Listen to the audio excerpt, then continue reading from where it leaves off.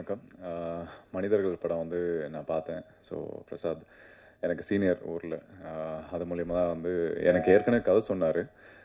But அந்த படம் இல்லை, இது வேற கதை. இது படம் பார்த்தேன், ரொம்ப ஆச்சரியப்பட்டேன். ஆக்சுவலாக எப்படி முதல் படம்னு சொல்கிறாங்க, எந்த விதத்துலையும் அது முதல் படமாக எனக்கு தெரியவே இல்லை.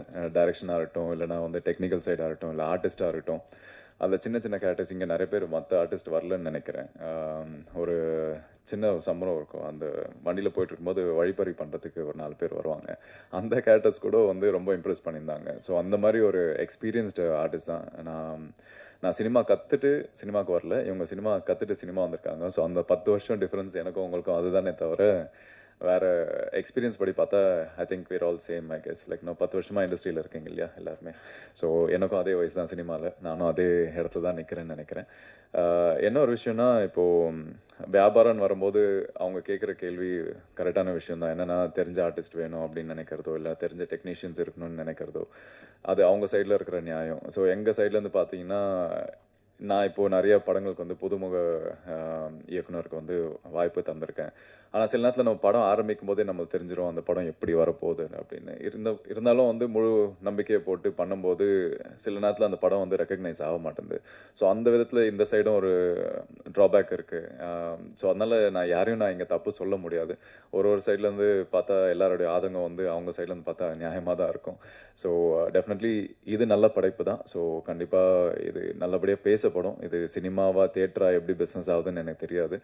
அண்ட் கண்டிப்பாக ஓடிடியில் வந்தால் எப்படியும் ஸ்லோ பிக்கப் ஆனாலுமே வந்து கண்டிப்பாக அந்த படம் பேசப்படும்னு எனக்கு தெரியும். ஏன்னா நம்ம ஒரு 10 வருஷம் 15 வருஷமாக வந்து சினிமா பார்த்துட்ருக்கோம், சினிமா சின்ன வயசுலேருந்தே பார்த்துட்ருக்கோம், இண்டஸ்ட்ரியில் இருக்கோம். ஸோ இதில் கற்றுக்கிட்ட விஷயம் என்னென்னா, எது நல்ல படம் இல்லைன்னு நம்மளுக்கு அட்லீஸ்ட் பர்சனலாக தெரியும்.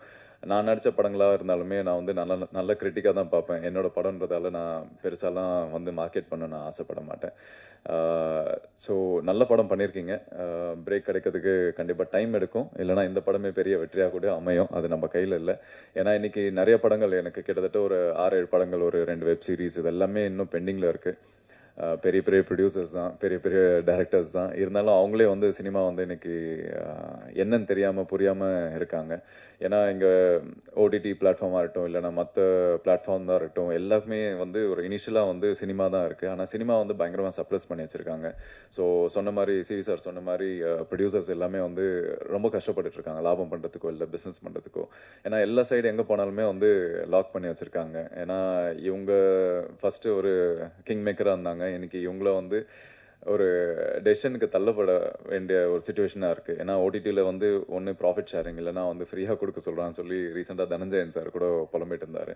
So it's kind of hard situation, ஒரு டிரான்சிஷன் நடந்துட்டுருக்கு. கண்டிப்பாக இது எல்லாமே மாறும்னு நினைக்கிறேன். எங்கேயாவது நம்ம எல்லாருமே ஒரு டேர்முக்கு வந்து இது சினிமா ஹெல்த்தியாக இருக்கணும், மற்றவங்களை என்டர்டெயின் பண்ணணும், சினிமாவை வாழணும் அப்படின்றதுக்காக எல்லாம் சேர்ந்து உழைக்கணும்னு நான் நினைக்கிறேன். And all the best to the whole team and thanks for having me here. இந்த படத்துக்கு உண்டான சப்போர்ட் நான் என்ன பண்ண முடியும்னு எனக்கு தெரியல, but I been trying my best. அவங்களுக்கு பிஆர்லேருந்து, மார்க்கெட்டிங்லேருந்து, டிஸ்ட்ரிபியூஷன்லேருந்து எல்லாமே நான் ட்ரை பண்ணிட்டு இருந்தேன். நிறைய ஆர்டிஸ்ட் கேட்டாங்க கெஸ்ட்டாக வர முடியுமா அப்படின்னு. அந்த ஆப்ளிகேஷன் கொண்டு போய் என்னால் வைக்க முடியல, but definitely I try to push even more. கண்டிப்பாக நான் ட்ரை பண்ணுறேன். அண்ட் இது நல்ல படம்.